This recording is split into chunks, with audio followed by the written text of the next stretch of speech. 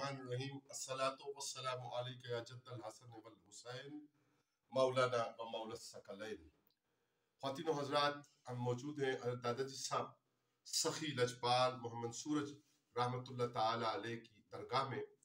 اور 27ویں شب کے آخری لمحات ہیں مملکت خدا داد، جس کا حصول ہمیں اللہ کے فضل، نبی رحمت صلی اللہ علیہ وآلہ وسلم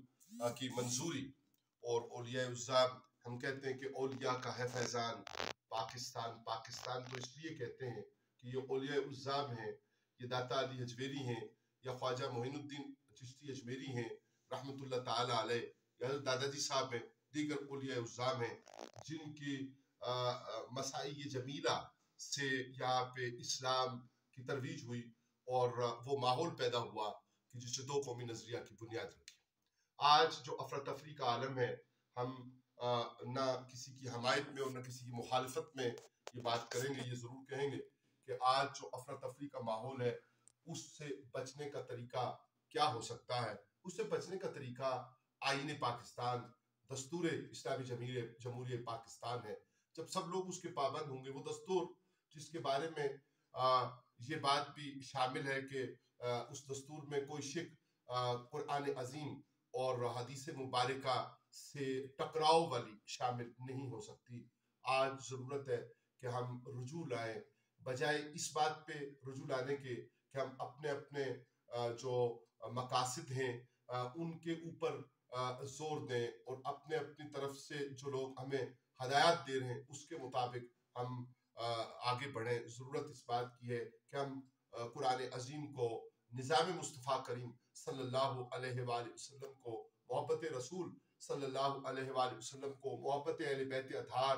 علیہ السلام، محبت صحابہ کرام رضوان اللہ علیہم اجمعین، اولیاء العظام کا طریق، صوفیہ کا طریق جو ہے اس کی طرف رجوع لائیں۔ ہمیں اس بات کا عزم کرنا چاہیے کہ عظیم تر بنائیں گے پیارے پاکستان کو، قوت قرآن سے عظیم تر بنائیں گے، محبت رسول سے عظیم تر بنائیں گے، عظیم تر بنائیں گے پیارے پاکستان کو۔ اور حضرات، خواتین و حضرات، عظیم تر پاکستان کے حصول کے لیے، استحکام پاکستان کے لیے ضرورت اس بات کی ہے کہ مملکت خدا داد کے سارے اداروں کو، آئینی اداروں کو دل و جان سے تسلیم کیا جائے، اور ہر وہ راستہ اختیار کیا جائے جس کی انتہا امن، آشتی اور خدا پرستی اور رسول رحمت صلی اللہ علیہ وآلہ وسلم کے پیارے شہر مدینہ طیبہ کی طرف جاتی ہو۔ کیا خوبصورت بات ہے کہ حضرات خلفائے راشدین علیہم الرضوان، پانچوں خلفائے راشدین علیہم الرضوان کے تمام ادوار بڑے خوبصورت ہیں، لیکن علی الحق، امام علی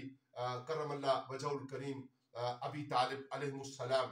آپ کے دور مبارک کے بارے میں یہ جو تحقیقی بات آج سے 2 روز پہلے ہمارے قبلہ شاہ جی جان حضور محقق العصر، مفکر اسلام، مفسر قرآن علامہ پیر سید ریاض حسین شاہ جی نے تحقیقی مقالہ میں ارشاد فرمائی کہ یہ بات طے ہے کہ جمی انسانیت میں جو سب سے خوبصورت دور ہے وہ حضرت علی کرم اللہ وجہ الکریم کا دور ہے، اس اعتبار سے کہ اس دور میں کوئی بھوکا نہیں سویا اور کسی نے کبھی چوری نہیں کی، اس لیے کہ چور چوری تب کرتے ہیں۔ آج ہم نے نعرے بنائے ہوئے ہیں کہ یہ چور ہے، یہ ڈاکو ہے، اور دوسرا کہتا ہے نہیں یہ خائن ہے اور یہ اس طرح کا ہے۔ لیکن جب ہم وسائل کو سودی نظام سے پاک کر کے تو انہیں اپنی مملکت خدا داد کی طرف اس طرح رجحان کریں گے جس کا حق بنتا ہے، تو یقیناً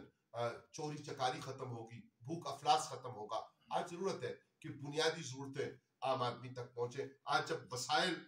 بڑھ رہے ہیں، وہاں مسائل بڑھ رہے ہیں، مسائل کو کم کرنے کے لیے ضرورت ہے کہ ہم بھوک کو، افلاس کو اور بنیادی جو مسائل ہیں ان کو کم کرنے کے لیے اپنی جستجو اور اپنی کوشش کریں۔ اللہ کریم وطن عزیز کو تا قیام قیامت استحکام کے ساتھ قائم و دائم رکھے۔ درگاہ عالیہ حضرت دادا جی صاحب سخی محمد سورج رحمۃ اللہ تعالی علیہ پہ ہماری یہ دعا اس خاصیت سے ہے کہ حضرت دادا جی صاحب علیہ رحمت ایک خاص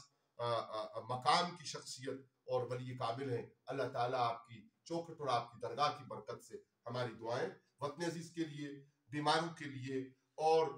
جن لوگوں کو جو مسائل ہیں ان کے لیے قبول و منظور فرمائے۔ وما علینا الا البلاغ المبین۔